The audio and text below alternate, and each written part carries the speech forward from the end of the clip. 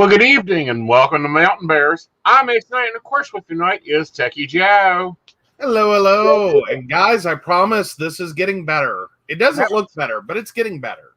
Well, honey, you got to realize you also have our Patreon mail behind you. Mm-hmm. Yeah, I am still in process of doing our quarterly Patreon mail outs. Yeah, we're getting there. We're getting there. We've got a lot of stuff moving. We do. Yes. We have a great living room now. I'm gone into art decoration mode. Absolutely. Hello, Shannon. So, yeah. Real quick, I want to pose one because I saw this earlier today, and I'm sure others have. So, is tomorrow the final countdown? Yes, for the detonation of the fuck it bomb. Well, no, that went off tonight. Yeah, let's go ahead and get into that one. Well, no, because it was pointed out that April 3rd, 2021 makes it 4, 3, 2, 1. Mm-hmm. The final countdown. Uh-huh. I'm just saying.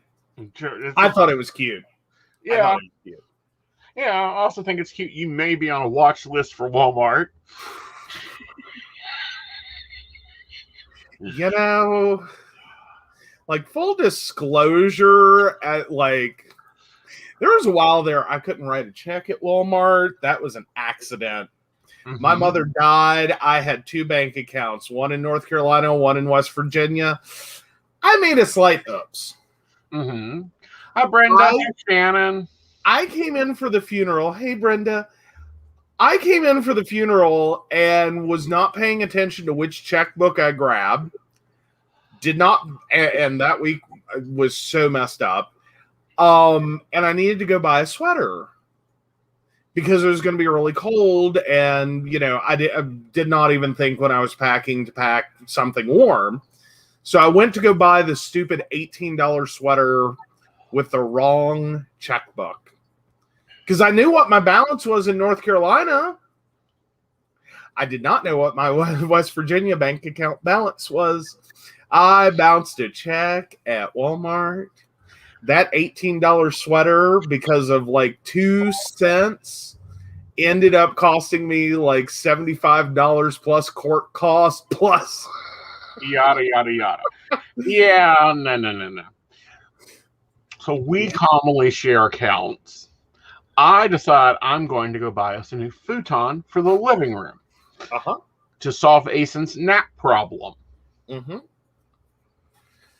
This is a simple purchase. You go to Big Lots, you get what you need, you come home, you do the Japanese put it together. We've already had 2. We're very, very skilled at it. I've had 5.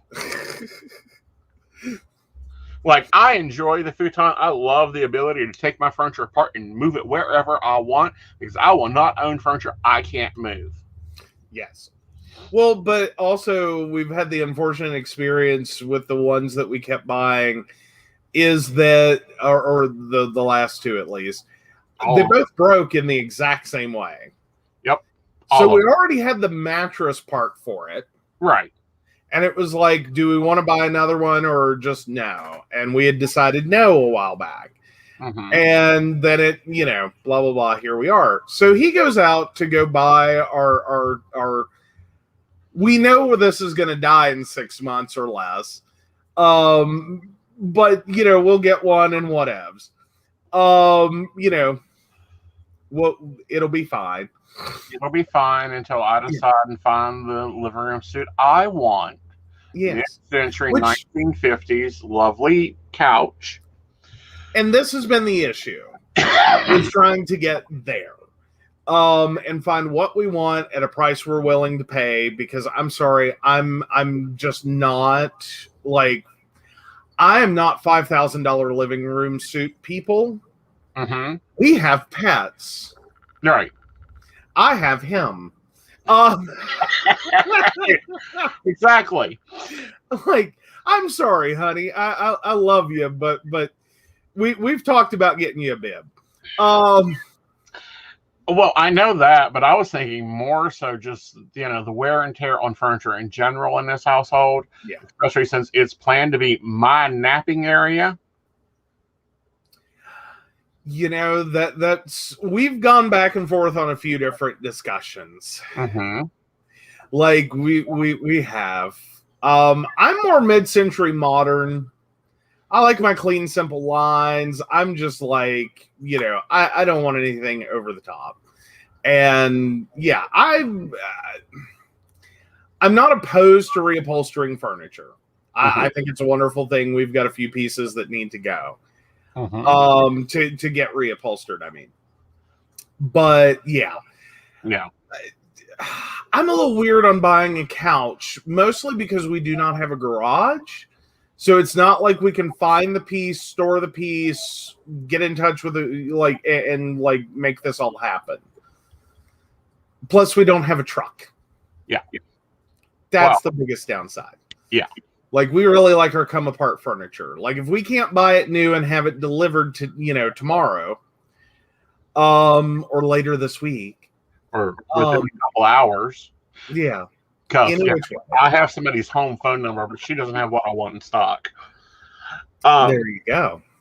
But, so fine, I'll go buy the stupid black metal futon that I've owned now 5 times. I will own a 6th one because it's disposable furniture.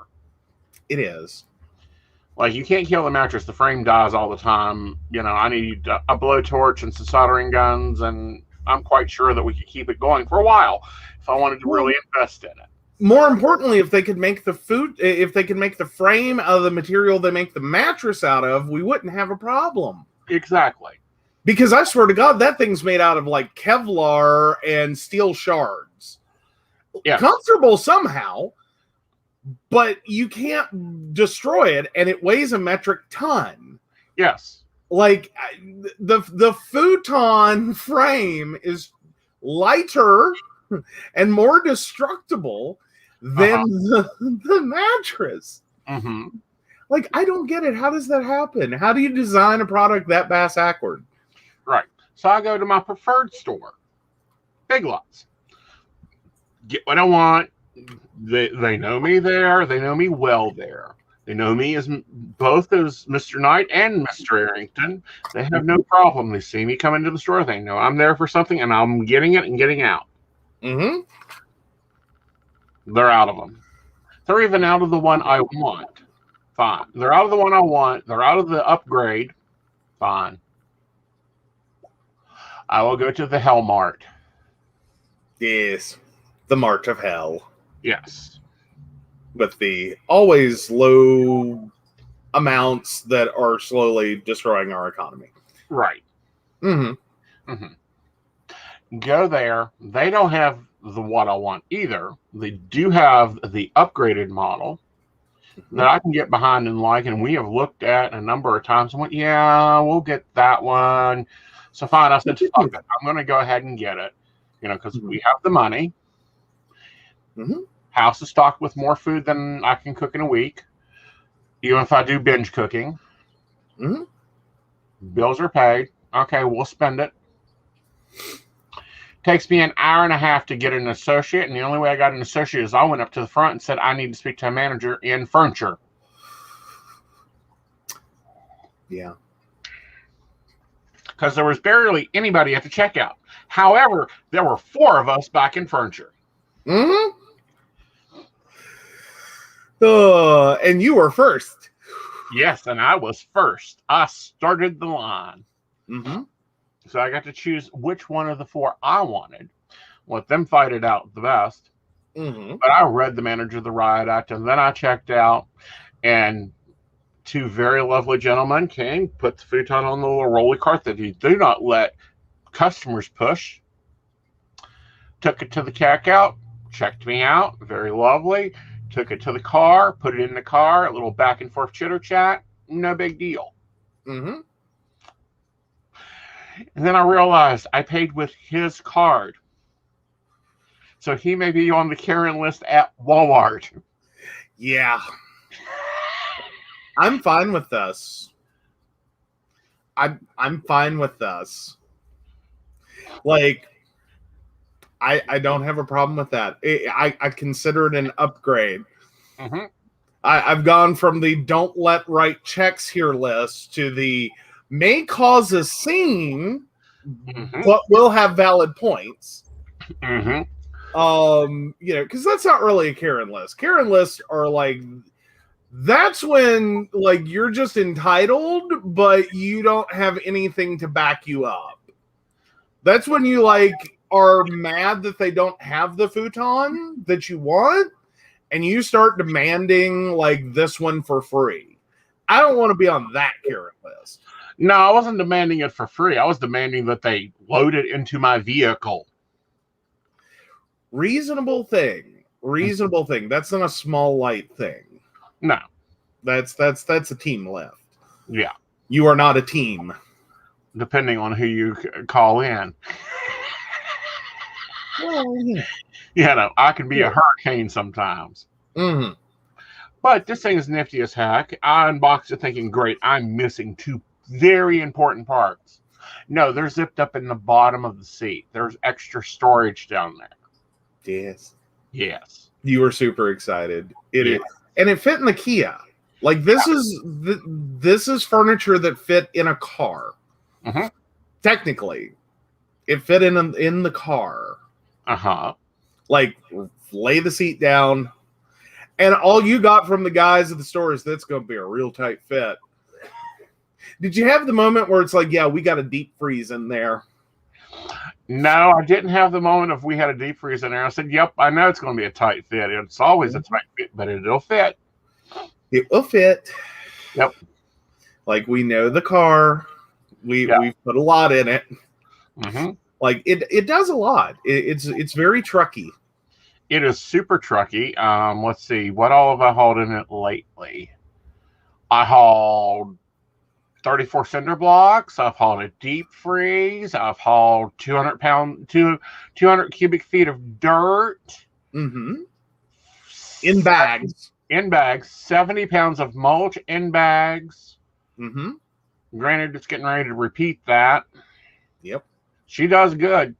And we haven't had to put new shocks in her yet. Mm-mm. Mm-mm. Like, no, I give it credit. Like, we're finally getting, like, smart vehicles. Mm-hmm. Like, it's finally a thing. Like, I thought I was the shit with my, like, Ford Festiva back in the day. Mm-hmm. Little teeny tiny car. Mm-hmm. And it was a little teeny tiny car. Like from the driver's seat, I could stretch a little and like lean the seat back and touch the back glass. Mm-hmm.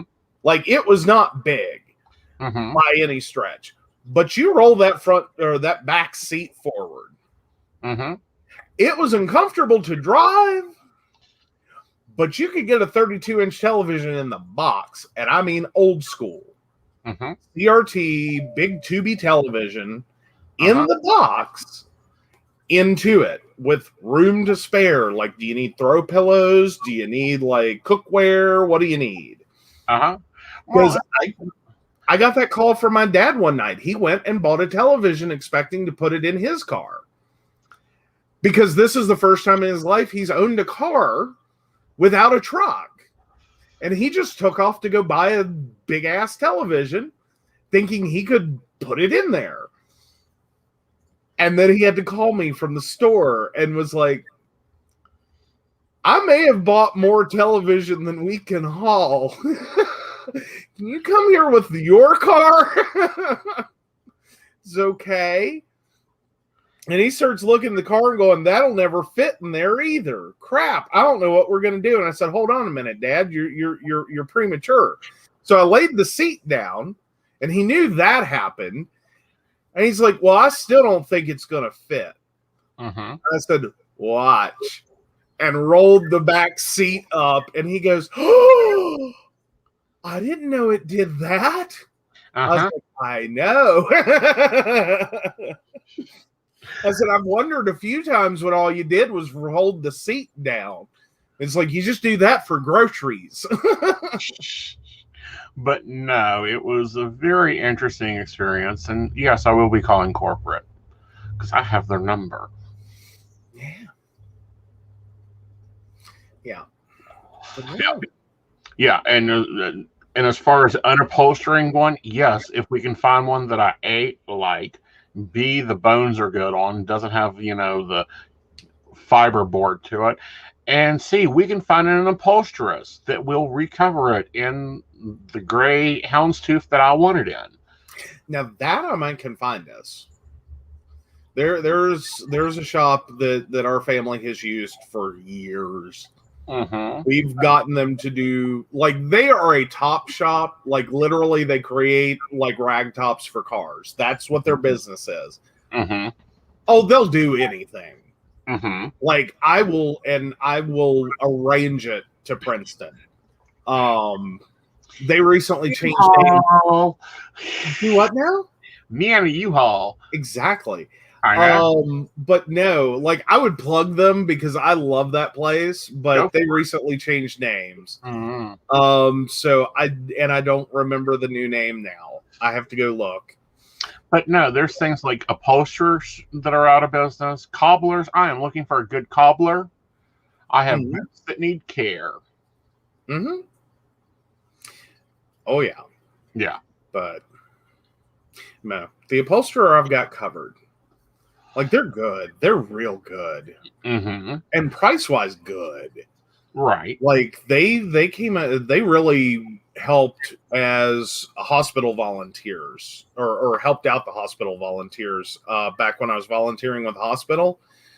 We had I forget what they're called. They're the fixed wheelchairs, the ones that do not collapse, like they don't fold down.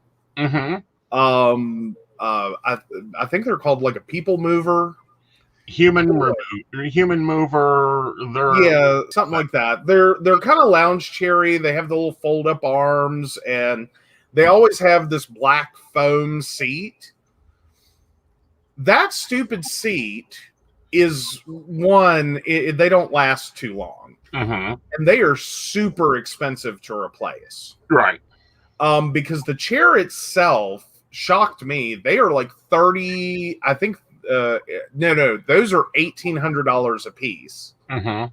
For like, if you're in there in like the lawnmower style people mover wheelchairs, those are $1,800. You do not want to steal one. Like, believe me, you'll get chased down by security. They no, we don't like replacing them. Right. But and a lot of hospitals have gone to them. And so we had bought an original batch and all of the seats were going out. And I actually called the top shop and was like, hi, I have a thing that is totally non-automotive. Can you help me? And they said, bring me one and let me look at it and let me see what we can do. So we brought them one of the covers and they said, oh yeah, we can do that. We can totally do that. Anything extra you want, blah, blah, blah. And so we just want it to be as indestructible as possible. She's like, we have got you covered. And they did it for like $25 a seat. We were looking at like, I think it was like a couple hundred, if I remember right, to replace each of those seats from the manufacturer with the one that was going to also die. Right.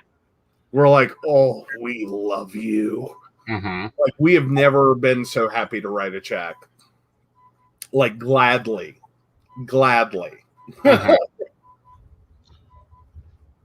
But anyway, that's my thing. I've always, like, they've been great. They've done all kinds of, like, weirdo things.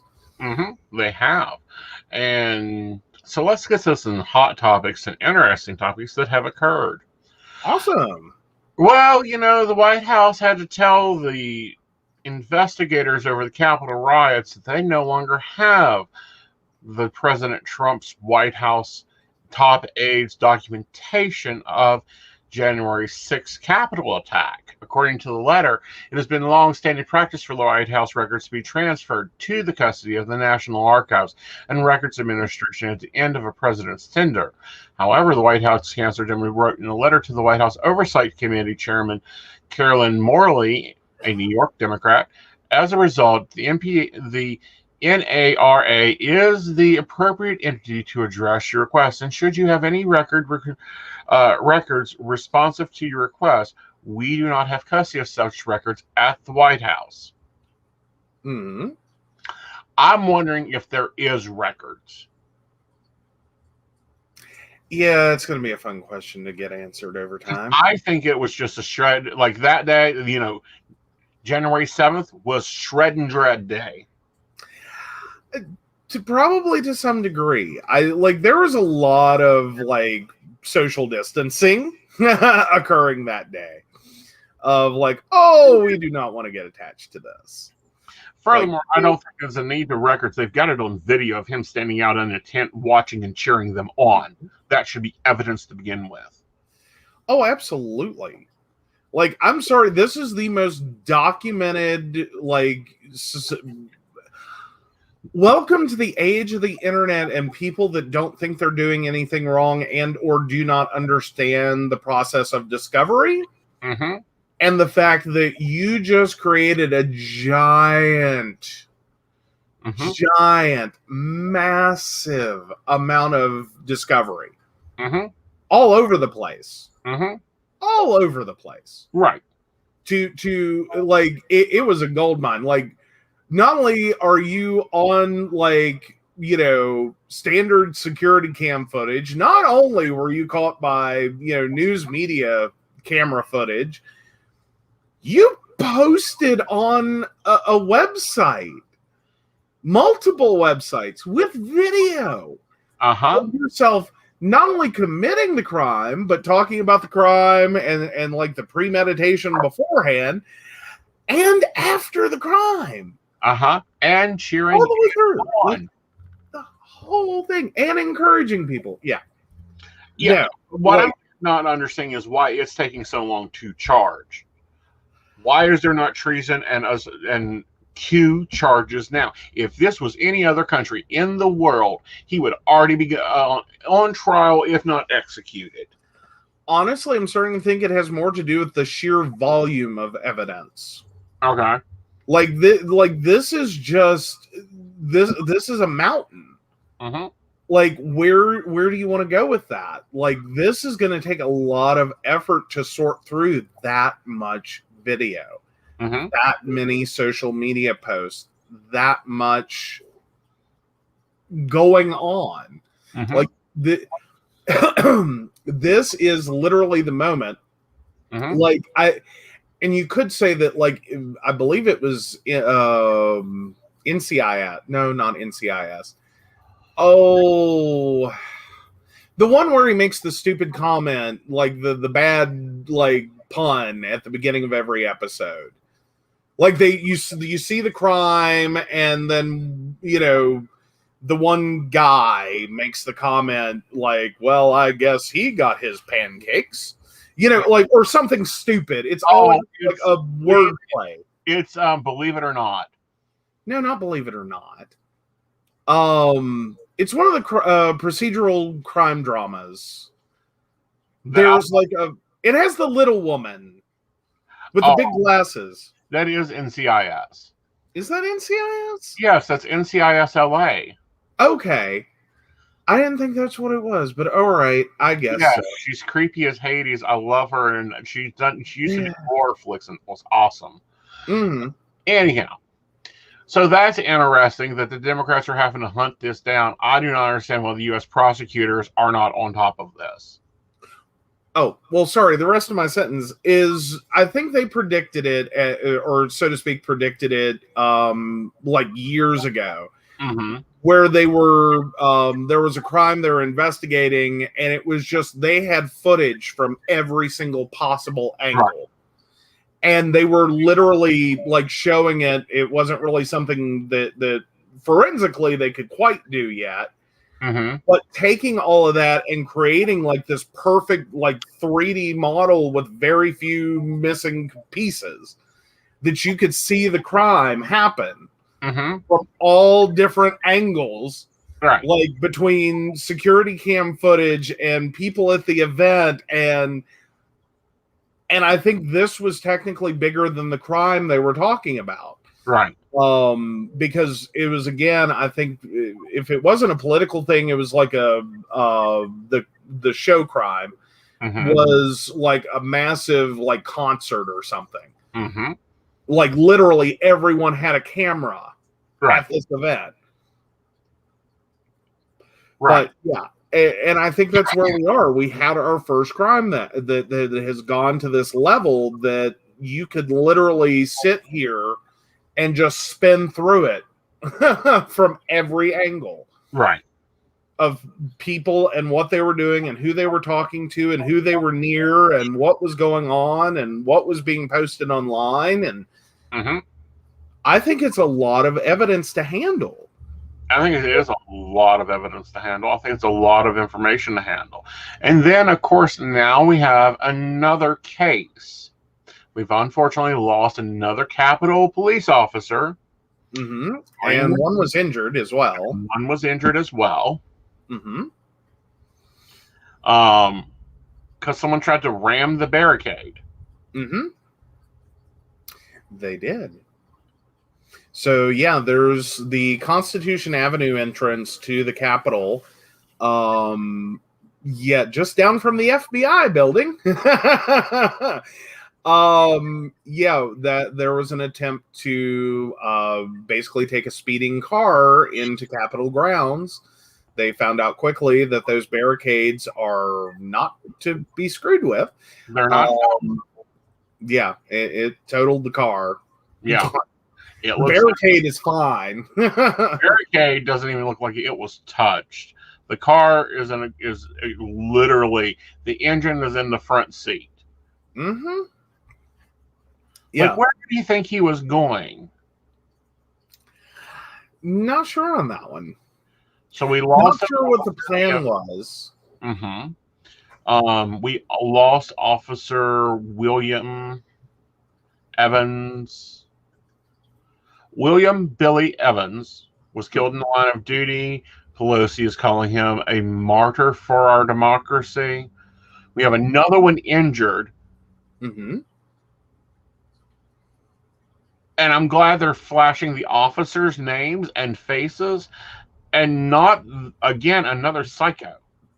Right. Absolutely. Yeah. Because that was not a martyr for a cause. No. That was, I don't know what that was. Right. Because this doesn't look like it was part of an orchestrated event. As in, this wasn't, January 6th, part deux.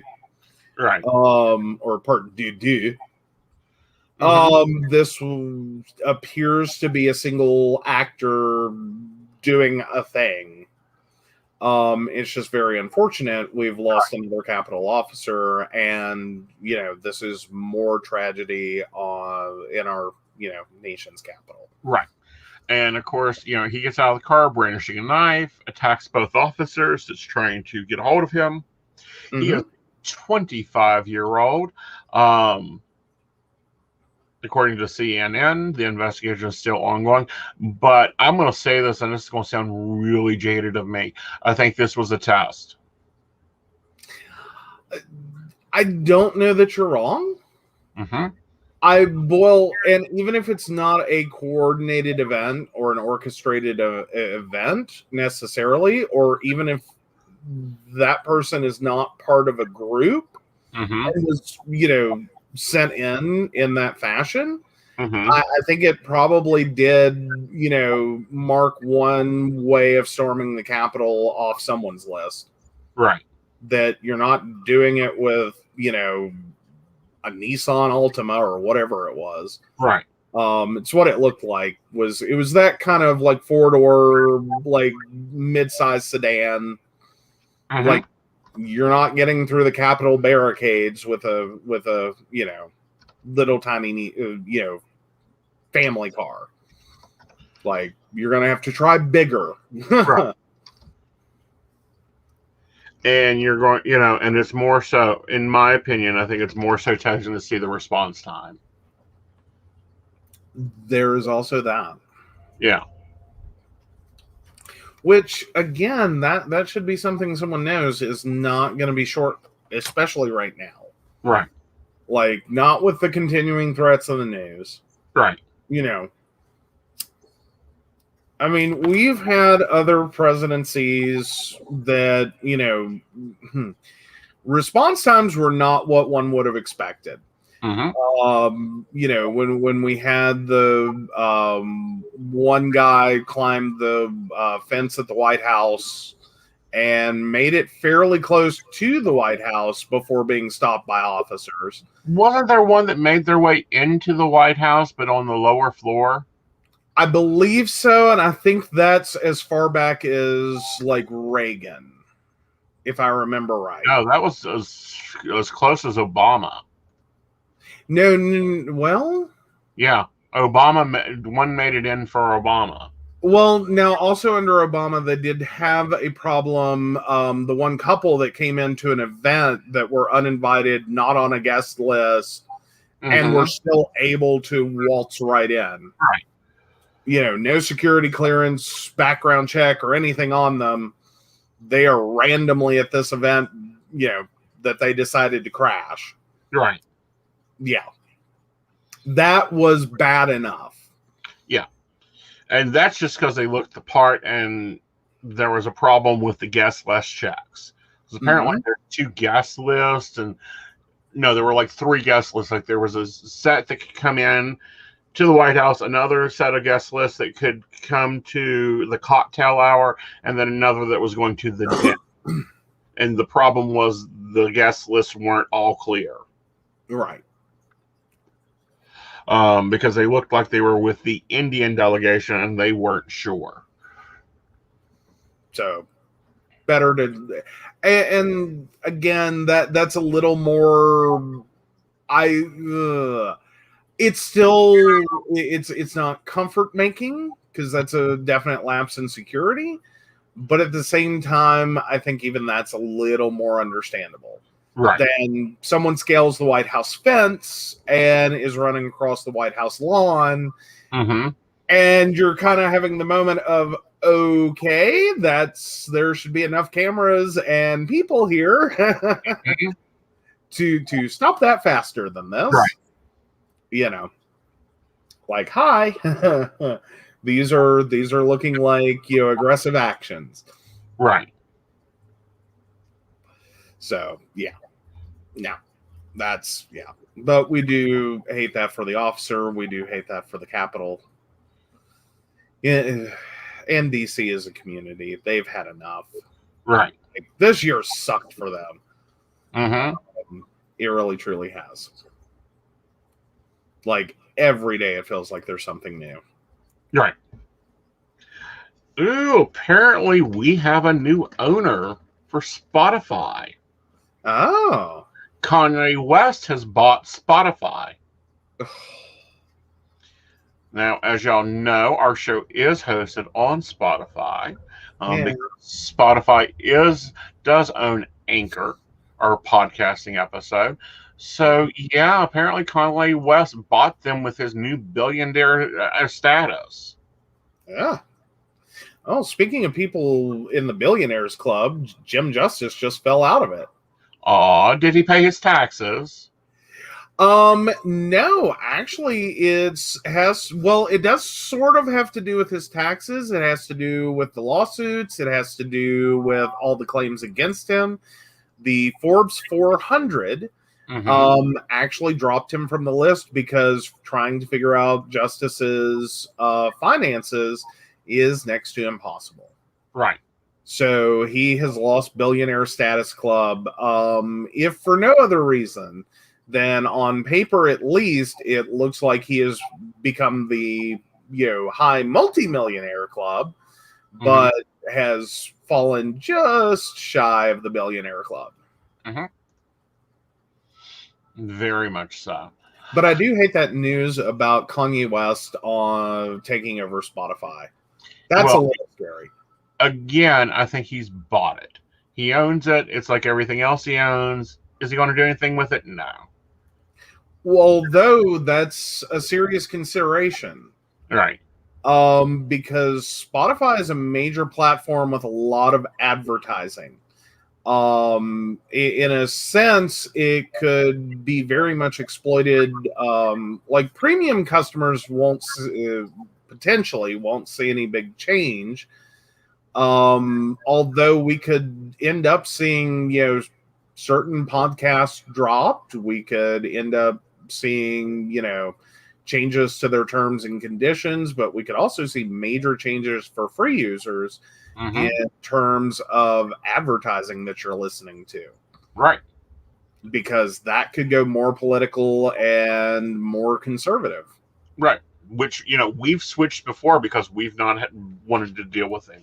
Well, not deal with him, but deal with certain companies, i.e. Blog Talk.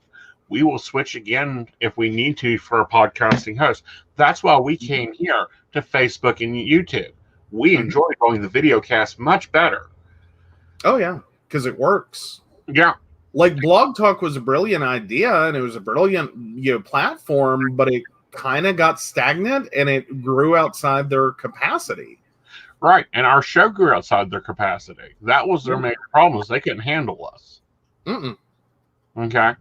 Especially not on our, like the biggest problem we were having is it looked like they had a max, like their phone line situation had gotten out of control. Right, because people would call in to listen to the show. Now, granted, they're an older platform, and I'm sure their technology needs a lot of updating. We'll see what happens with Spotify. We'll see if they keep Anchor. If not, there is couple services out there that would love to have us. Guess what? We'll still be on Facebook and YouTube. You guys get to watch us live. You get to interact with us live by posting your questions. Absolutely. And guys, I apologize. I usually silence that. My bad. Yeah, it's just your mother-in-law calling. Yes, it is. How did you know? What's my day job? Well, that and the general factor of it's 10:20 on, a Friday night. Bless her heart. We have told her we do the shows at 9:30 on Tuesday and Friday. And she will not call on Sunday or Monday or Wednesday or Thursday or Saturday or Sunday. Yep. But those 2 nights and after 9:30, she'll call you. She will. She only calls me when she wants to know if we're having a party or not. Yep. But the rest of the time, she will be like, well, I was afraid to call. I always thought you might be doing a show. It's like, no, other way around. Take all those other days. But yes. Well, Justin, I think we're doing pretty good. He says, hey, and asks how we're doing. Yep. Oh, she does want us to be thinking of her. Always. We do. Yeah. We do. We're going to have, I know what it is. You called, left her a voicemail. I did, because I had to ask her a very indelicate question, and I needed to know what lies she was comfortable telling. Yes. So Logisticare is a lovely service that has it's a privatization of a benefit in the state of West Virginia for medical transport, either for directly getting a commercial driver or gas mileage reimbursement for a family member. They've recently merged with a few other companies creating Motive Care, which has been an interesting process of them merging. They're adding more automation, and it looks like they're probably going to get rid of most of their call center. Some of this should actually become easier for people driving. Except today, I went to get the new forms, and I went straight to the new website, and it wouldn't let me do anything without creating an account. And I went, okay, that's fine. And so I create the account, and it starts me through the process of setting up a trip. And for, it was actually for one of my other relatives. And it hits me with what you call the ambulance transport questions. Because even though I'm a family member, this system, I don't think quite gets that. Like it asked me what my relationship to the patient is, but did not like take that into consideration for the questions it then proceeded to ask me. Nor did it take into consideration one of the other options I checked, which is, no, this is someone who doesn't have, mobility issues. So it starts asking me like, weight and height, and is there a ramp in the home? Is there this in the home? Do they need a lift? Do they have to be physically moved? Do they use a wheelchair? Is it electric or manual? Just all these extra questions. And so I'm sitting here, and they're required. So I'm sitting here having to ask the indelicate question to a few people all at once, because to be prepared to fill out the forms in the future. Because I'm sure I'm going to be asked this for a while. So yeah, I called and left your mother a message and said, I need to know your height and weight, or what lies you will want me to tell that you will confirm later. Right. Because I know better than well, I know my grandmother's form of that. Right. Because she was 5'6" and 135 pounds, according to the West Virginia DMV. Right. And if you'd been looking for a 5'6", 135 pound woman, you would have never found my grandmother. Nope. Like, that's all I'll say on that. Because she was 4'11" and 135 pounds when she passed. Yeah, but you got to remember, that is when she was young. She probably wore a beautiful set of nice heels, and her hair was probably done in a full bun. Yep. But she still wasn't, because I've always said, because I saw her driver's license and saw that, and I went, 5'6" and 135 pounds. Aha. I'm like, she was not 5'6" for sure. Like, that would be 4-inch heels and hair teased to Jesus. Like, she would have had to pull that hair up a lot to get that one. Now, as for the 135 pounds, my grandmother was not a small woman. No one on her side of the family ever was. They were kind of big people. They were big, barely people.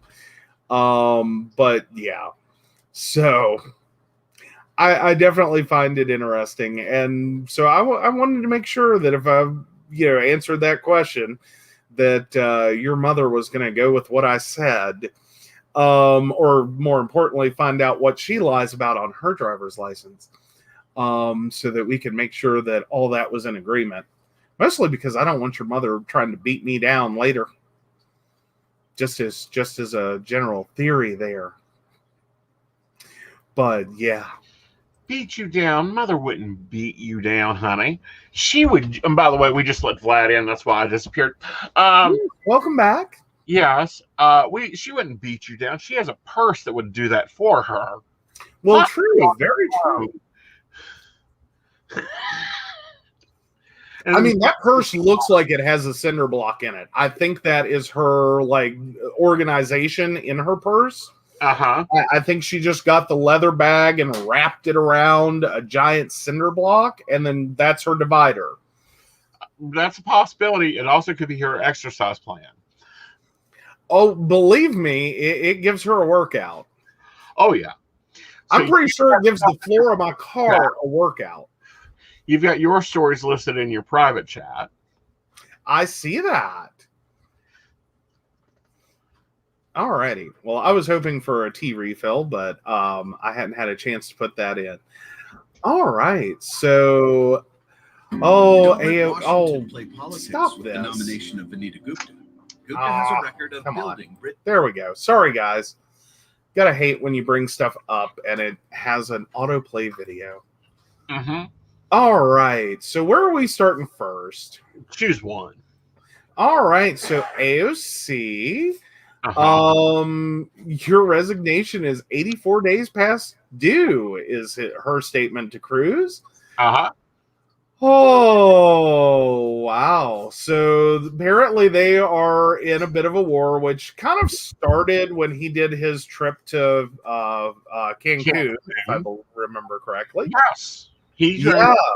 Yeah. She, however, not only went to Texas, she took money and supplies and volunteers and said, don't worry, since good old Teddy's not here, I'll take care of this. This is what we're doing. Here's these generators.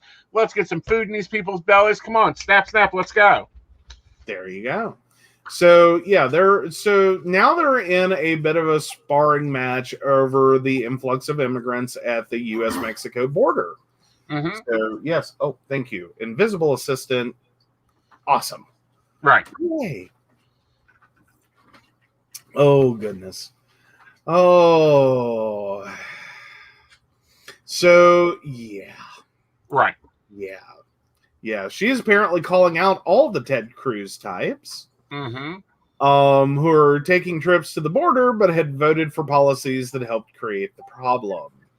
And you got to realize they were in charge for 4 years. This problem didn't start yesterday. This problem didn't start in January. No, it didn't. But it has now become the thing to go defend the border. Yeah. From what? Children? No, it's send down some preschool moms. Send down some, healthcare people. Send down some foster care people. Send down some money because, we got to get them fed, clothed. We need someone that can cook some green beans, some pinto beans, some, ham hocks, whatever. Get these kids taken care of. This isn't hard. If Australia can rent out a 5-star hotel for COVID victims, we can rent out some hotels that aren't getting money to be putting up some kids. Oh, absolutely. And more importantly, like we currently, is there another country that has a worse immigration situation than we have right now in terms of if you arrive here, and we'll just call it, improperly, as in you did not apply for a visa, blah blah blah. You did not go through that process. Is there a country that has a worse? And granted, these are refugees, right? So this isn't like you don't plan your refugee trip. You just grab the crap you can and as many family members as you can, and you run. That's it. That there's no, Well, I don't know. I want to check out our neighbors here. I mean, Canada's amazing. Canada's hi, we'll handle this. Can we just call Canada down and be fix the border crisis, please? You work a really nice border. The Canadian border is super amazing. Well, you have more problems getting back to the U.S. than you do getting to Canada. I know. Well, this is kind of my states on it. If we can get Her Majesty to sign the repossession forms, call in the repossessors, have them come and repossess us. Canada's government is the closest crown to us. They can come down and take over. Yeah, unfortunately. I think right now this is kind of like when the bank goes to repossess a car and it's been parted out, it has no wheels, and it's just a pile of frame and things that someone hadn't been able to scrap yet. And the bank's just no. What do you want me to do with that? Don't sit it on our lot. We can't sell it. Crap, no. Leave it where it lie. Yeah, Justin's in the same boat, I think. So yeah, it's no. This. I don't think we're gonna get repossessed. It would be nice if we would. Like, I'm sorry, Canada, the UK's laws, UK healthcare, UK benefits, UK pay structures, UK labor encouragement. This could be a good thing. Oh, it could be wonderful. I mean, talk about fixing problems quickly, but you know. Yeah. No such luck on that. But I think if we did just call Canada and be like, could you teach us about border control? Because Like, Canada accepts 4 times the number of refugees as the American state. Yeah, easily, with no problems. Yeah. Like, they don't ever seem to have a problem with refugees. Ever. They're just kind of like, okay, welcome to Canada. Here's your resettlement package. This is where you're moving to. We've already secured housing for you. Oh, you don't have a sponsor? Fine. We already have sponsors on a list. You get to choose which one's going to help you. Get used to this. Yeah, I mean, it's like, hi, welcome to Canada. Right. You know, I mean, they're just kind of like, you know. Yeah. And cool. we wonder why they don't have national debt. True. But, you know, I mean, there's other countries I'm sure that technically are worse, but I'm trying to think who is really doing the worst job right now. And I think the US, like, after the last 4 horrific years of ICE detention centers and the nightmare that's become. Right. Because I'm sorry, that, like, right. No good things come from your situation is basically a warehouse with chain link fencing. Like, this is not good. No. Like, that's really not even Mexico's prison standard. You know? I mean, granted, there's worse prisons, but that's sort of not the point. Like, you're not, like, why are we building a prison out of, like, what does that say about the U.S.? That's not welcoming at all. No. That's not even humane in a lot of situations. Right. But it's sort of like, and then all the other crap that follows onto that. Right. Like, no, this is a shit show. Right. I mean, there's nothing else to call that. Like, you can't call that a decent, like, immigration setup. No. Like, or a refugee setup, or, right. You know. See, here's the problem. Trump was separating adults and children.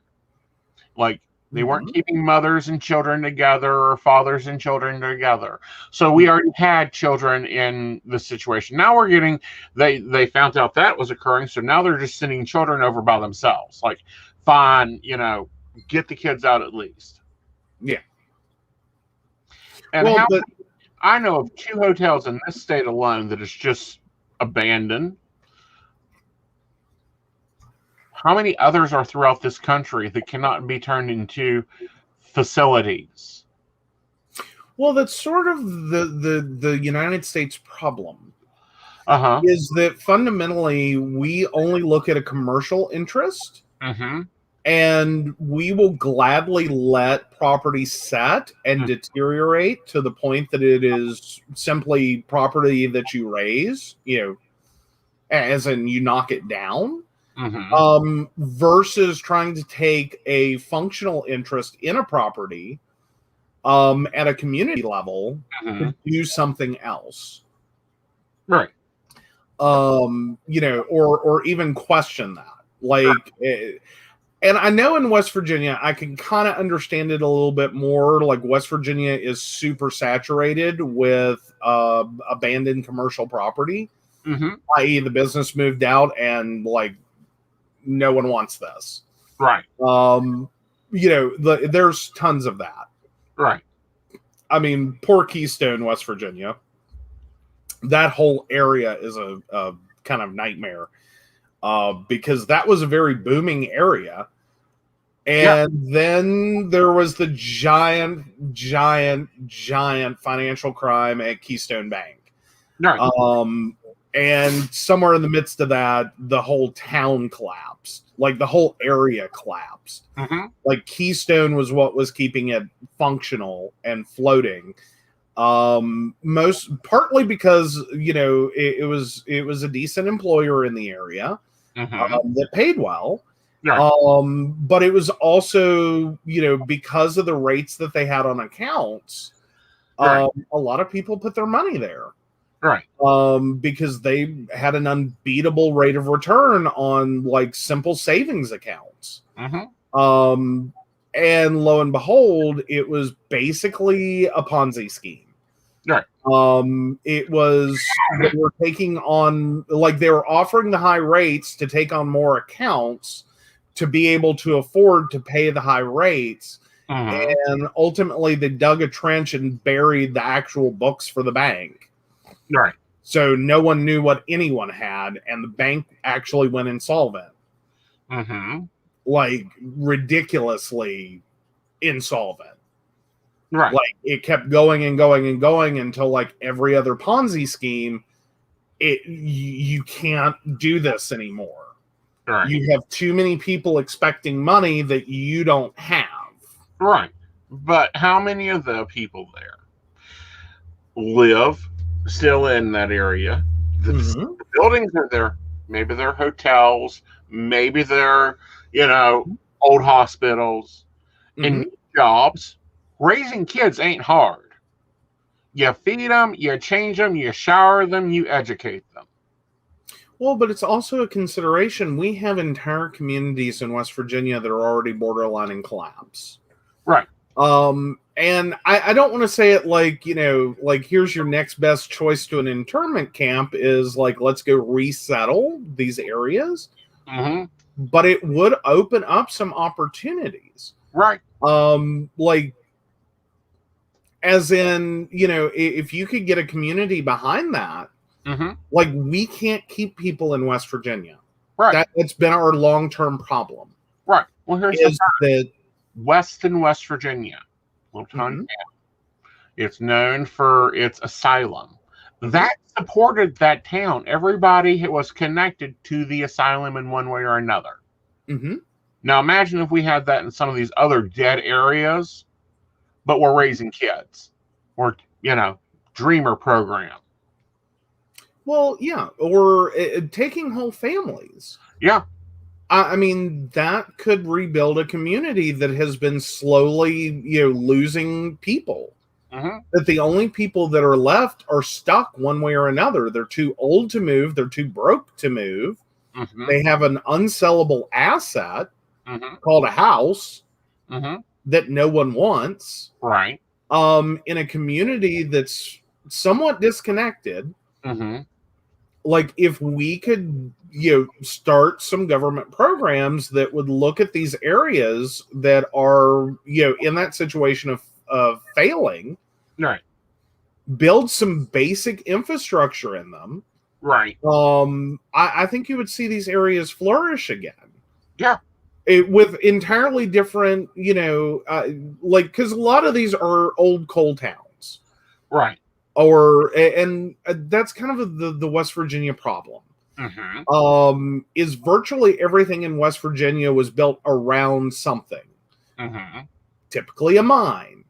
Right. And when that mine closed, or that mine reduced, or that mine was transferred and idled, et cetera, et cetera, et cetera, whatever happened to it, the communities surrounding it all kind of died. Right. Because it had one core employer, and that was the whole reason those people were there in the first place. And once that employer left, so did everyone else. They left looking for a new job. Right.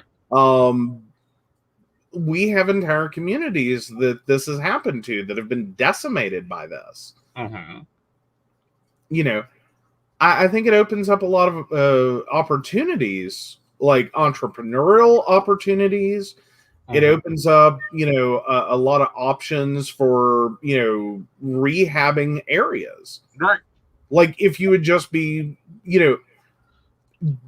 so to speak, don't dump everyone in New York or Florida, like Orlando or like major cities. But if you could spread the number of people coming into the country through like some of these older communities, you could potentially create a fix right for the things going on there. Right. And Gwen says put windmills on the mountain ridges. Yeah, Absolutely. these people will work. They will Yeah. go out and clear. They will learn whatever. They're just looking for a new life. Mm-hmm. And we could easily create them a new life in this country and have a very valuable asset. We have seen this throughout history, whether it's the Irish, the Italians, whether it is the Orientals, and I say Orientals because that's what they were labeled as they came in. That's China, Japan, all the Polynesian countries coming into this country. Throughout the centuries, they have come in, they have built railroads, they have built roads, they have, built infrastructure. Mm-hmm. What, are they not teaching history in school that they've forgotten this is how America gets built? Yeah. In many, many ways. Yeah. Well, and also it's an opportunity because a lot of these communities that we have in West Virginia, it's either an older population or one generation down that is taking care of that older population.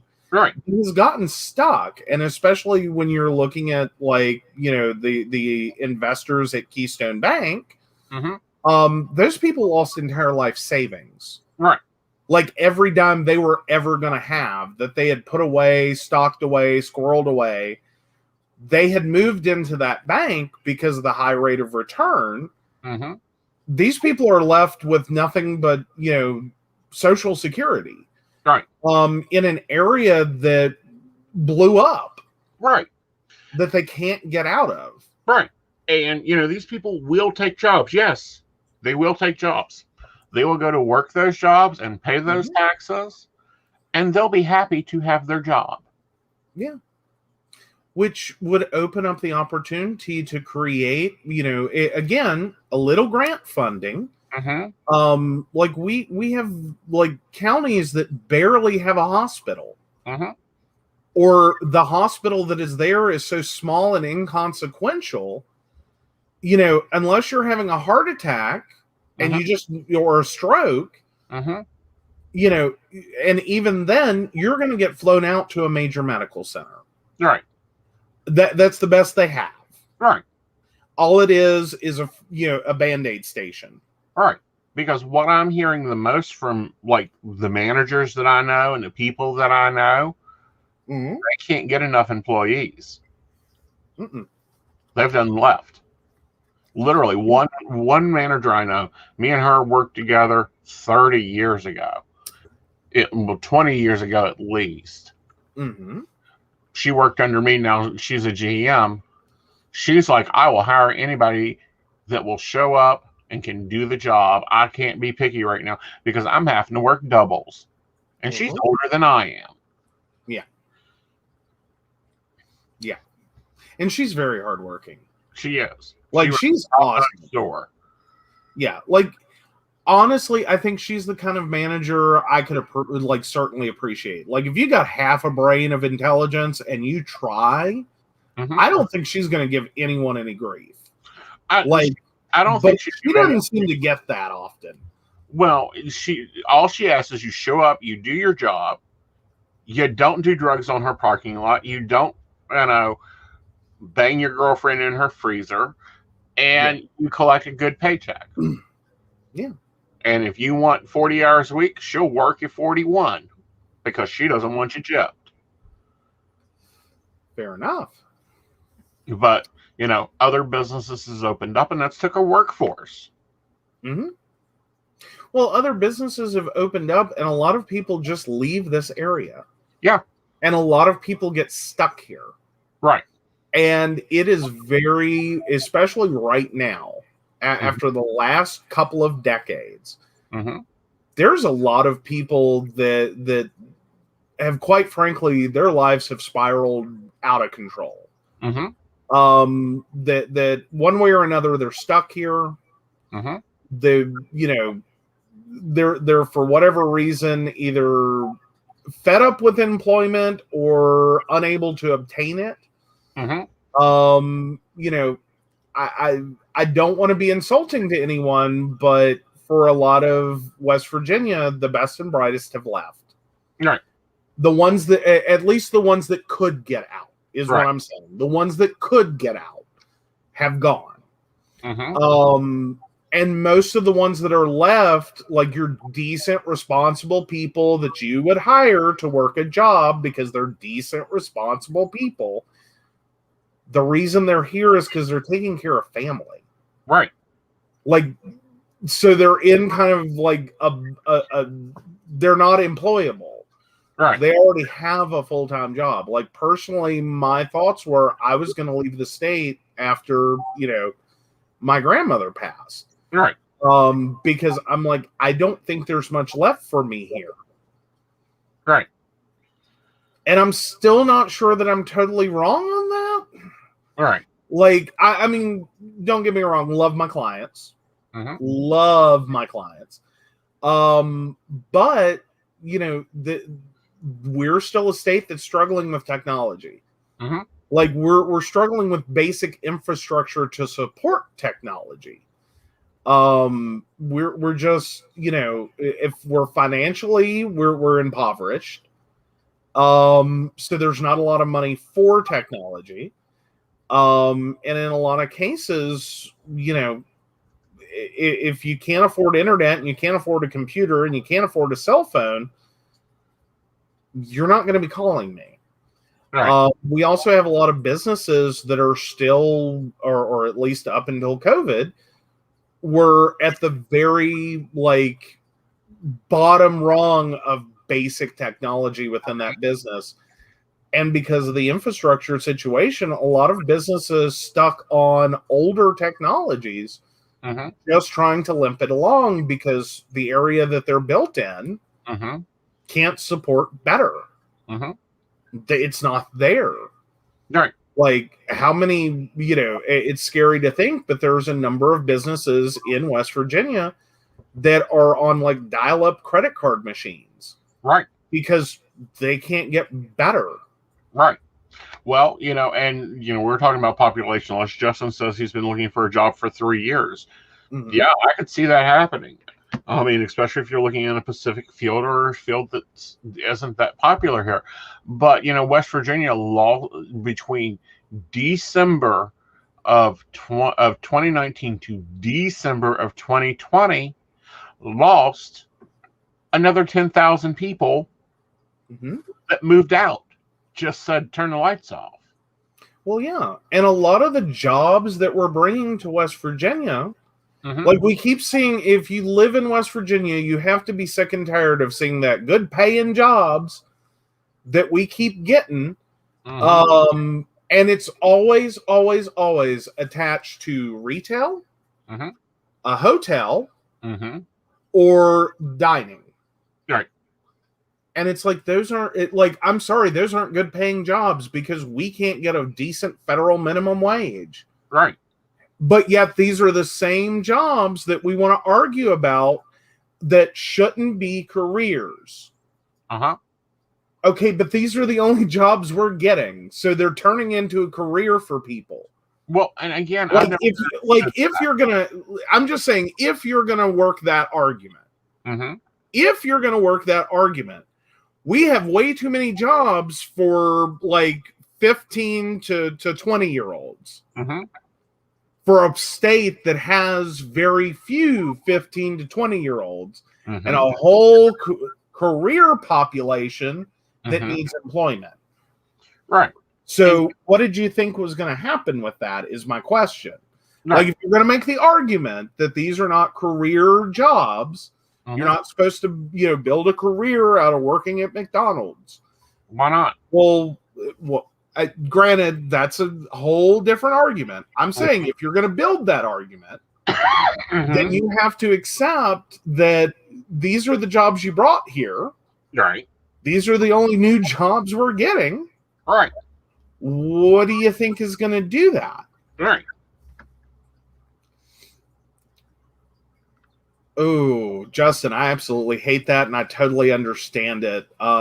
Years ago, when I first moved back to West Virginia, and I thought this was going to be temporary, I thought I was going to be here for 6 months and, find a job and move along.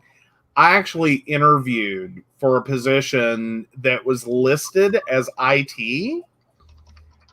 And it was a very awkward conversation with and I won't give away all the specifics, but let's just say it was not an IT job.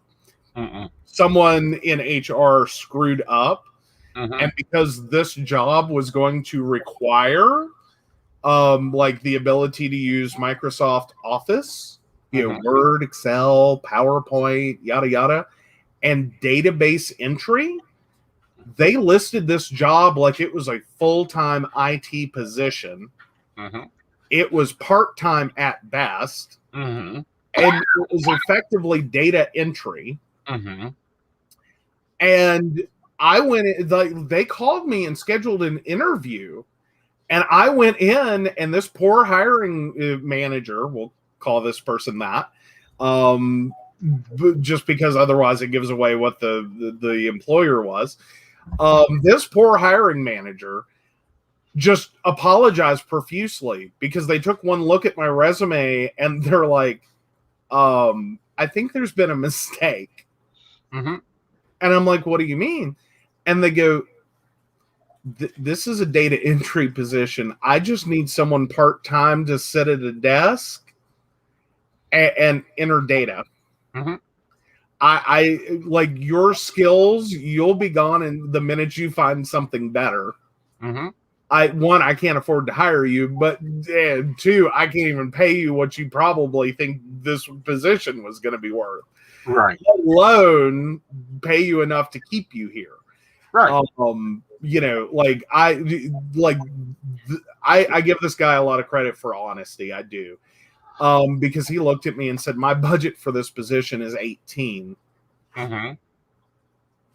And at first it went through my head, like $18 an hour isn't that bad. Right. Like, okay. Like, I can do that. And then I realized what he meant was 18,000. Right. And I was like, oh, no, you can't afford me. Like, I can't afford to work for that. Right. But, that happens. Mm-hmm. Like, West Virginia has one of the lowest median incomes, both individually and household. I think we're 6th in the United States on median income. If I remember correctly, I was looking at that recently for something totally different. It was the whole justice tax plan. Right. Which, I mean, that was going to be my whole point why I was looking at it, was that's irrelevant. That no, unfortunately, households in West Virginia have a household median income of around 49,000. Mm-hmm. And I was like, this is like it's literally number 6 to the bottom. Right. Like, it is the 6th lowest Mm-hmm. median income. Right. Like, that's how bad we're doing. Right. We are barely above poverty level. Right. On an individual basis. True. I mean, it's like, and this is going to sound bad, and I don't mean it to sound the way it sounds, but, I have 5 master's degree in metaphysics. Those are actual degrees. Mm-hmm. I should be charging 3 times the rate that I charge, but I live in West Virginia. Yeah. Yeah. Well, and that's kind of like with, my services. Mm-hmm. Like, I got a quick lesson that I could not charge North Carolina rates in West Virginia. Mm-hmm. I mean, you technically, if you go into, a certain nerdy squad of people, Mm-hmm. those are national rates.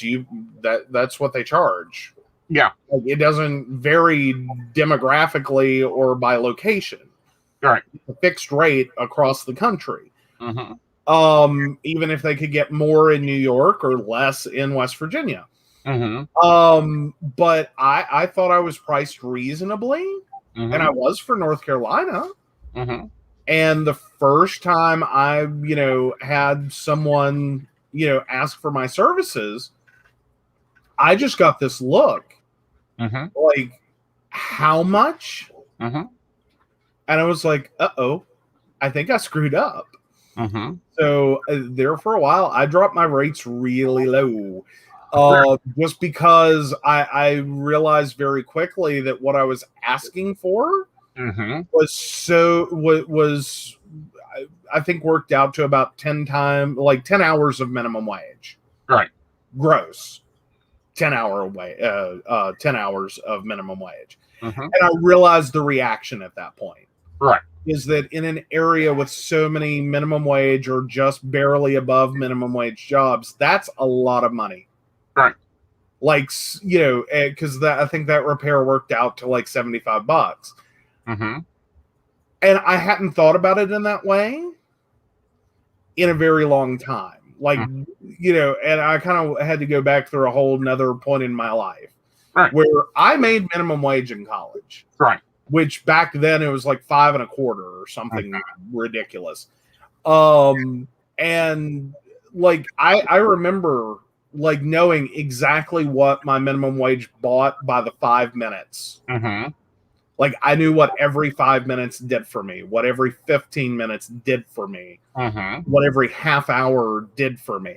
Like, I could buy this, I could afford this, I paid this.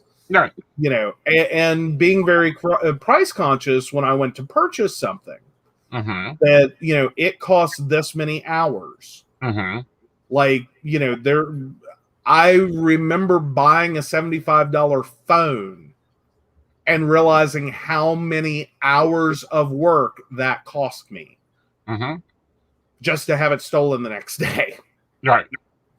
I'm like, I was just beside myself at that point, but even when I bought it, I knew how much it cost by the hour. And I was like, so doubly devastated there.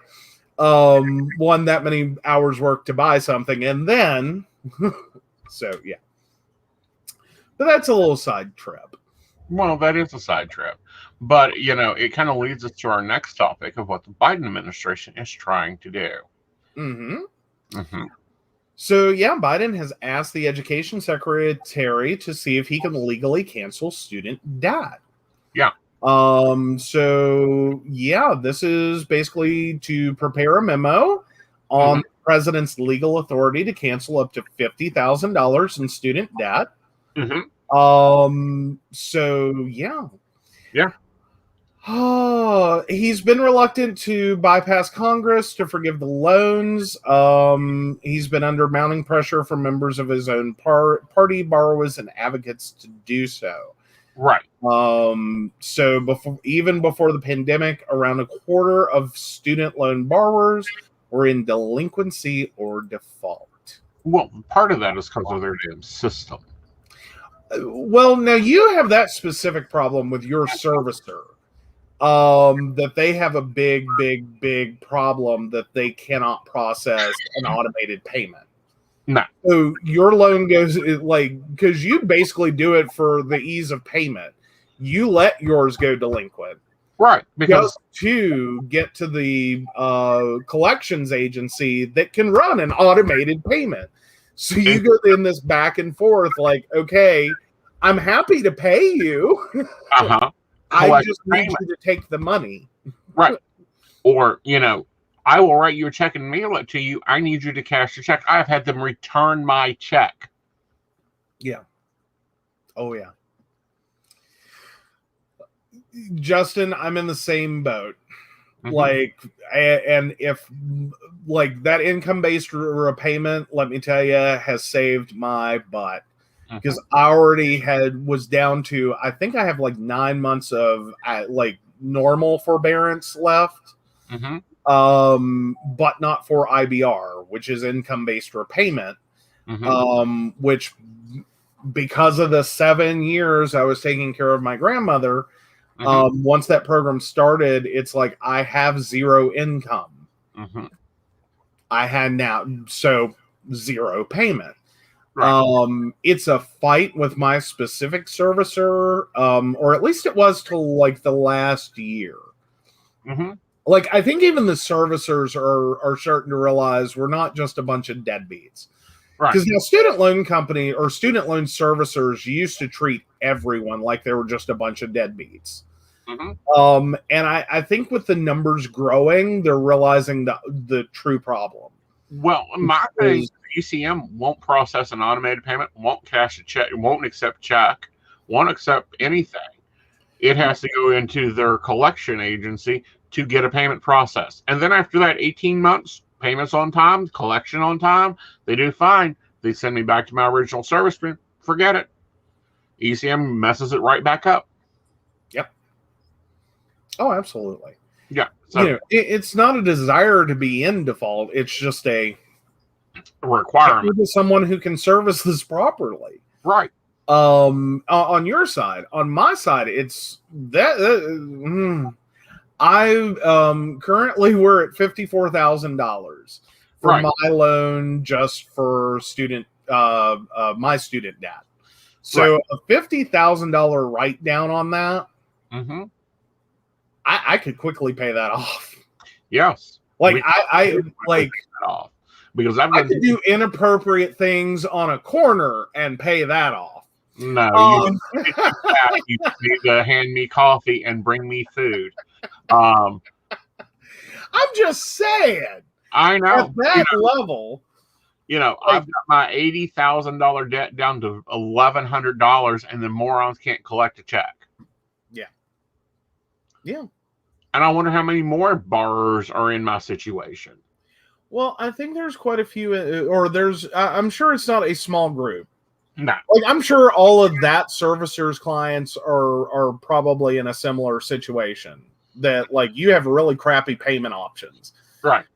But there's a much larger category that the cost for the degree and either finding an employment within your field, especially like in West Virginia, where we keep like talking about these good paying jobs that are, in retail, food service, or, hotels. Hospitality is a degree. Yeah. Hospitality. Thank you. Well, but I'm just saying. Right. And in West Virginia, these are not high paying jobs. No, they're not. But they're not. Hospitality has never been high paying. But I don't get these people that say that, running a restaurant isn't a career.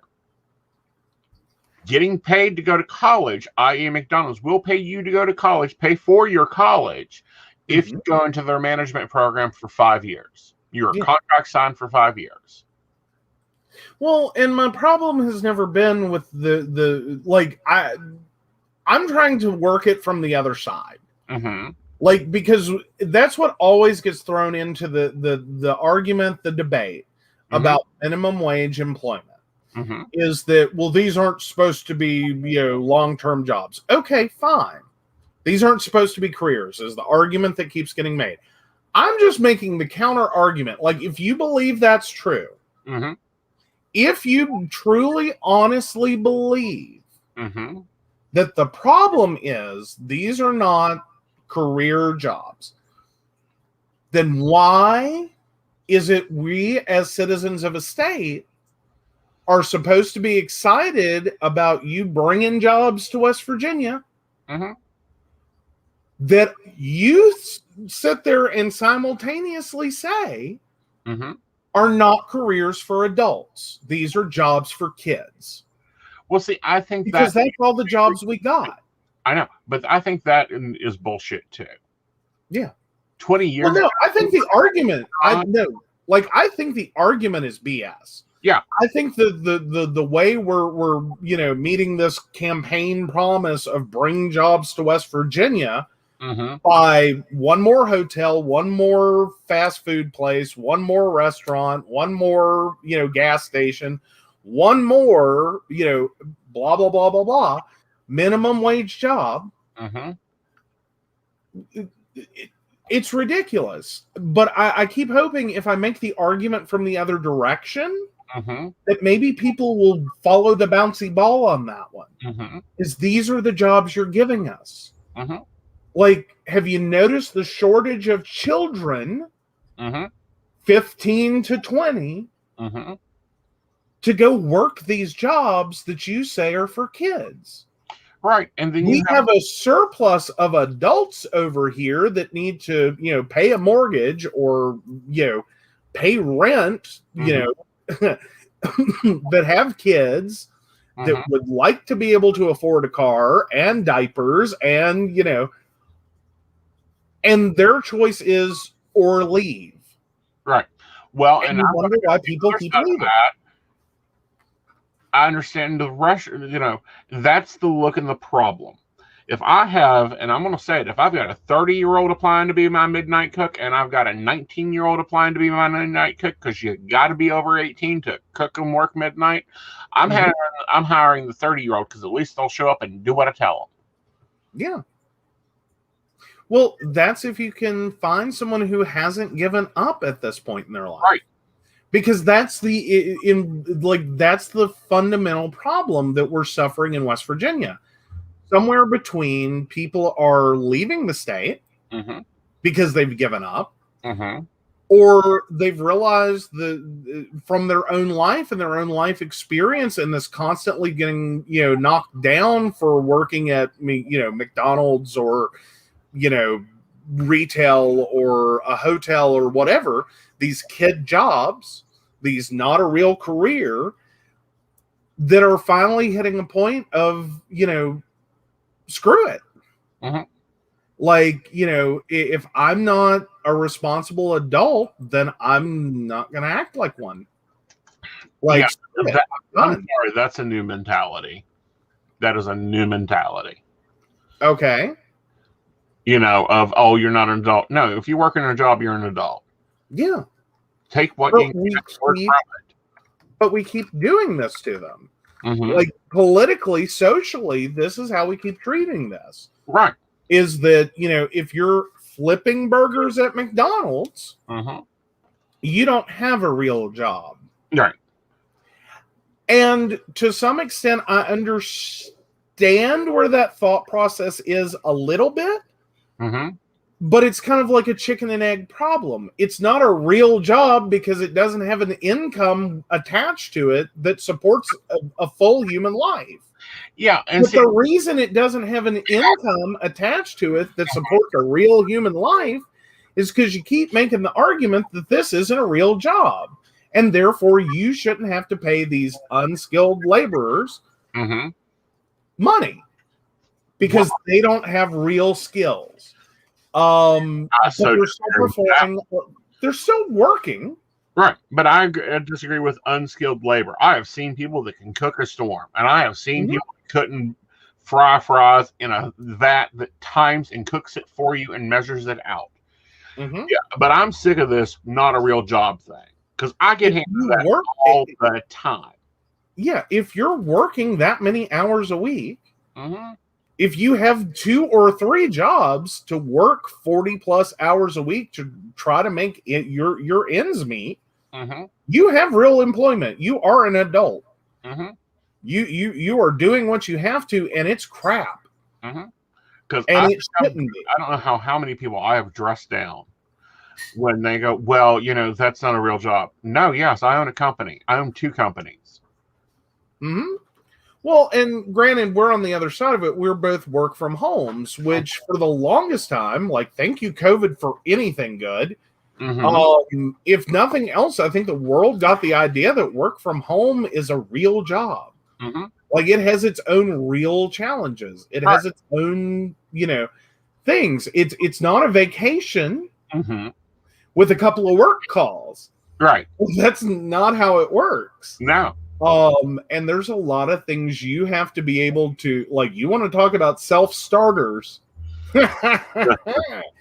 There's a lot of things when you work from home, and especially if you're self-employed work from home, you got to get real good at real quick, or you got a big problem. Right.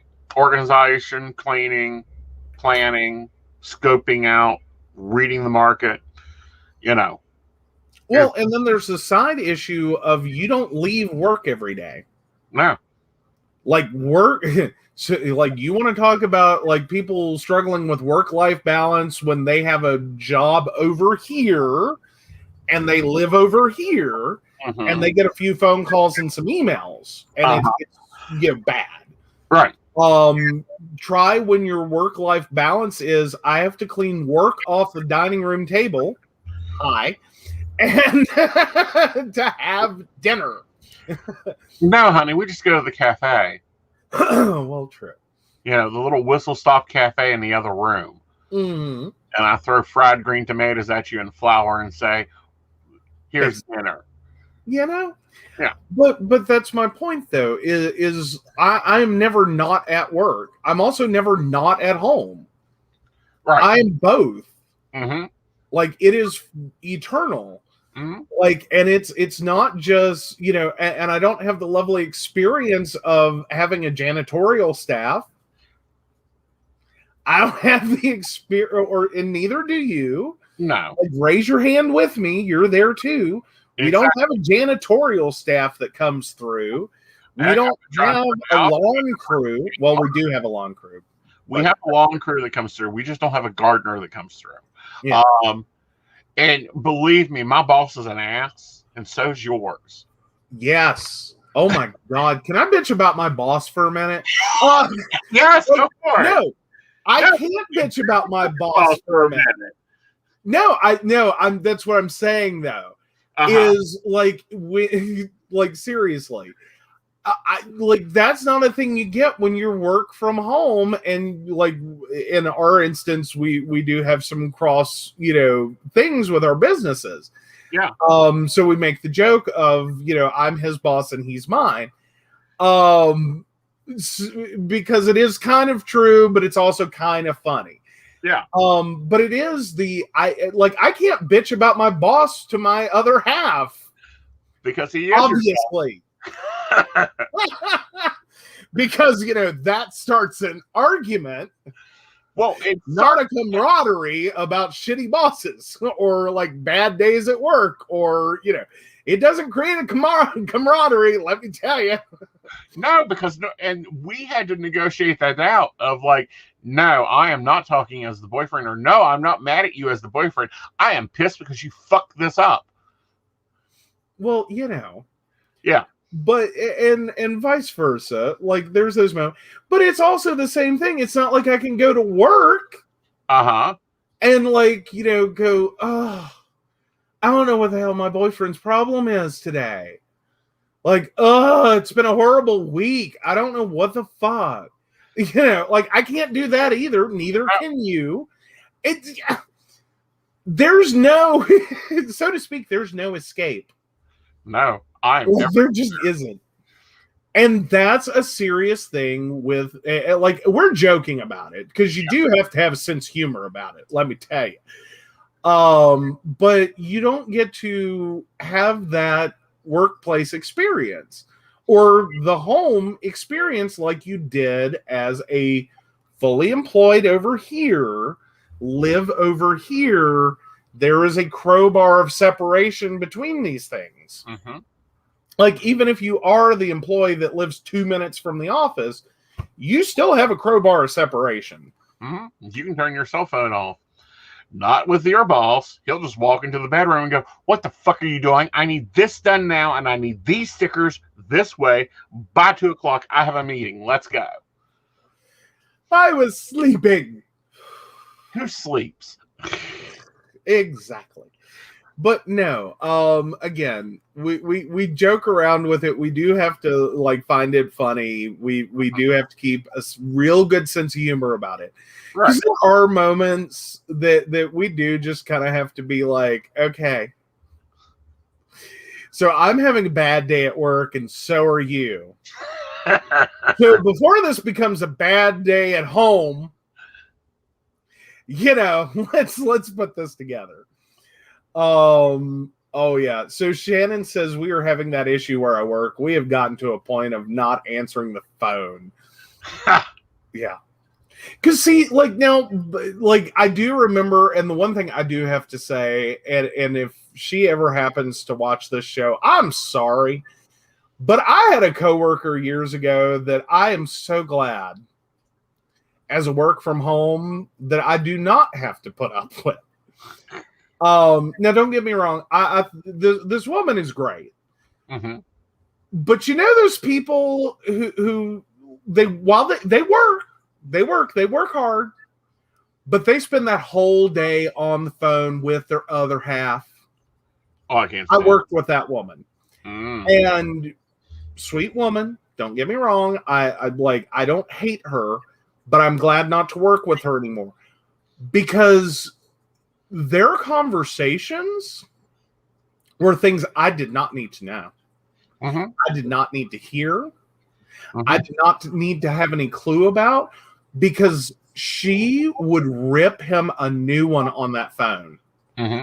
We knew about their sex life. We knew about any problems they had. We knew about their financial situation. We knew about everything, at least from her perspective, because we never got to hear his.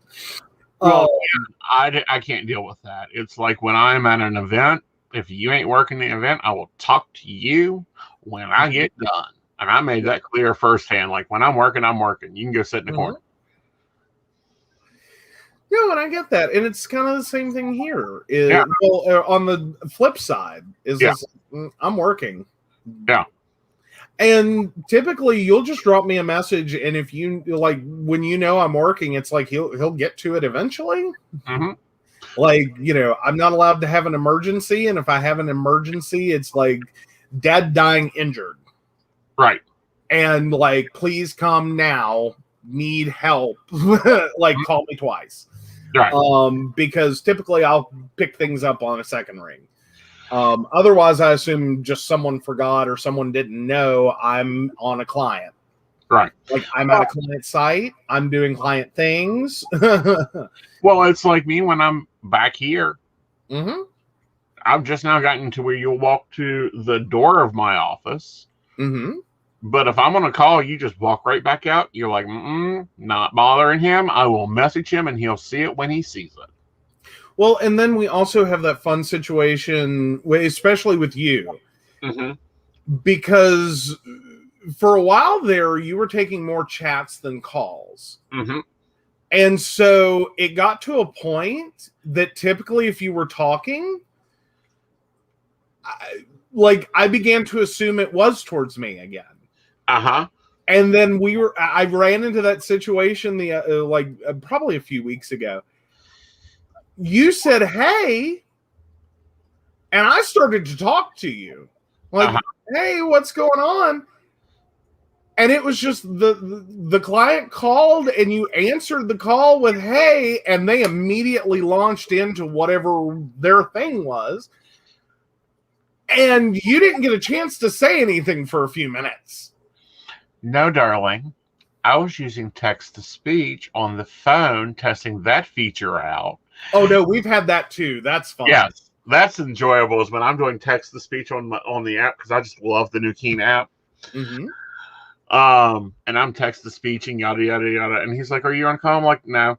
Yada, yada, yada. What are you doing? Text-to-speech, dear. See, you wanted me to do this. Well, yeah. But now, as for answering the phone at all, no, I have to. Yeah. And we've had issues with that, is because I do dive for my phone, because most of my clients call me. It's weird. Let me just point that out as a tech worker. Most of my clients call me. They don't email me. They don't text me. They don't send me, the latest, greatest app thing. I always get a phone call. Mm-hmm. Always. Almost always. Very few email or message in any other way. Right. But me and you had issues on it, but it was the reverse way. Because Mm-hmm. I always answer my phone. No matter what's going on, I'll roll over and answer the phone. I can wake up from a dead sleep, answer the phone. Not sure I'll remember the conversation, but my phone will get answered.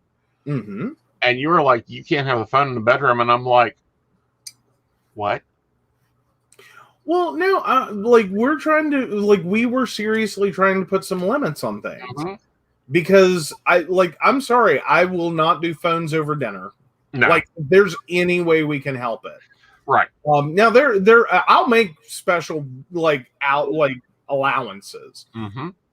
And we both do that for each other. Yep. But as a general thing, I have a big problem with staring at the top of someone's head while they're playing with their phone. Mm-hmm. Because my issue is more so you're not working, you're playing. Mm-hmm. That I like. If you're just checking out Facebook to be checking out Facebook, and you're scrolling Twitter to be scrolling Twitter, Right. that's not working. That's not necessarily what I would call important. Mm-hmm. That's something you can do later. Mm-hmm. Because, and again, someone else that if they're watching or if they happen to watch, I will say, love you dearly, but we had to have that conversation too, a friend of mine, because we would go out to eat, and while we're waiting on food, this is all I saw until our food got there.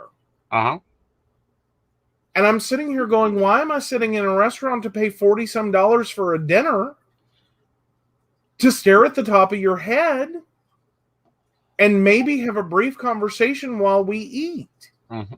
If you can leave your phone alone long enough. Well, and I've made it clear. I have to start making it clear to you. This is a working lunch. When you came more home with me, mm-hmm. I'm like, this is working lunch. This is working. So that you knew that. No, I'm not logging out. I'm just coming in here to eat because I hate eating at my desk. It gets my desktop dirty. Yeah, no. Well, and Shannon says if I'm calling tech person, it's because I can't get my tech to work otherwise. Exactly. Yeah. Like it and that's what it is. I also make the comment, no one calls me because they're having a good day. Mm-hmm.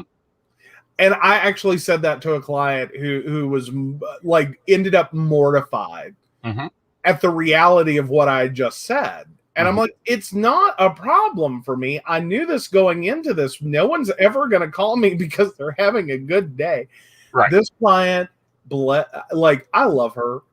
Mm-hmm. She actually took an opportunity to just message me and say, everything works. Thank you. Just like randomly out of clear blue sky after that. It's just like, no, everything's fine. I just wanted to say hi and prove to you that we can talk to you when we're not having a problem. All right. Well, guys, unfortunately, it's that time of the evening. Wow, that went fast tonight. Yeah, we went through a lot of topics, talked about a lot of things. Hopefully you guys got some tips on working with your partners if you're doing independent businesses. Don't kill them. And if you do, use foxglove and dandelion weed so that it's untraceable. And you got to have murder tips ready. Stop giving out murder tips. I am not giving out murder tips. You're kind of giving out murder tips. They've got to do a lot of research on it. Well, fair. Oh my gosh. Alrighty. All right. Well, let's go ahead and start closing this down. And you got it. I'll get this. Awesome. So we, of course, want to thank our Patreon sponsors. We do love our baristas, and we appreciate your support.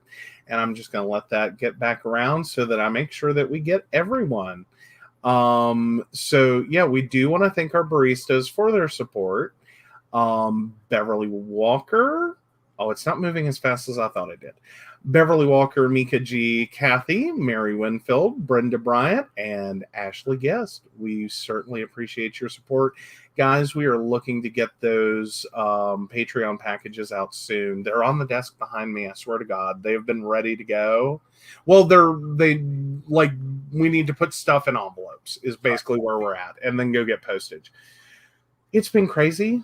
We're trying to get there. Yeah. But you guys are going to get some nice happy mail. We enjoy being able to do happy mail. Absolutely. But if you'd like to become a Patreon sponsor, become one of our baristas, get access to all of our lovely exclusive content, please visit PCSPnetwork.com. Yep. Now, we will be back on Tuesday with the Psychic Coffee Shop. And if you're new to and seeing us in a new place, yes, we have expanded to broadcasting on Mystic PC. Hello, Mystic PC followers. Yes. Joe's over there, and he's over there, and he answers tech questions too. Absolutely. Yes. Feel free, drop them in. I don't need birth dates. No, you don't. Should I ask for birth dates? I would ask for a birth date. So if you're talking to millennial, and it's just like, well, touch this, touch, or if you're talking to someone else, it's that you need to say click. Or more importantly, you need to ask your mother. Yeah. Like, I don't want to be giving people, like information to get around like nanny filters. That shouldn't have that information. It's easy to get around nanny filters. They've never Most been in common passwords are 0000 and 1234. or 5678. Your parents are lazy. They don't want to remember another number. And so is your partners. Hey. Oh my gosh. Yes. All right, y'all. You guys have a great evening, a great weekend. Be safe. Happy Easter. Bye. Bye.